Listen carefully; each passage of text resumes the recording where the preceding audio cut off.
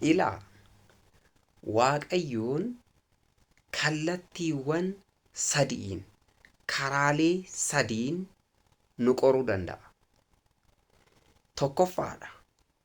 Waan barbaannu hundumaa nuuf kenneet akka isa galateeffannu yookiin isa galateeffachuu fi galateeffachuu dhiisuu keenya kanaan nu qora.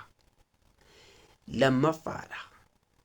Waan nu barbaachisu hundumaa nurraa fudhateet nu dhabsiiset amantaa keenya ittiin in qora. Sadaffaadha. Waan nu barbaachisu hundumaa nurraa tursiiset yookiin akka yeroo barbaannutti hin arganne akka yeroo yaadnetti hin arganne nurraa taasiseet sana booda hoo obsa keenya yookiin obsuu fi obsuu dhiisuu keenya ittiin nu qora.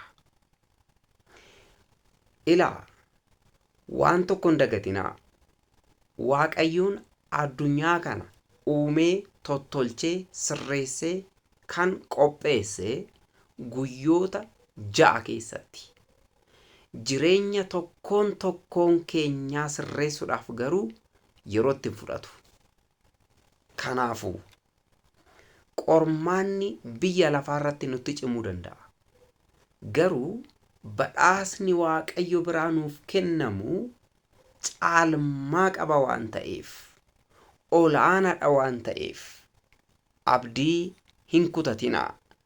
Waaqayyo amanuutti amantaa keenyatti haa cimnu.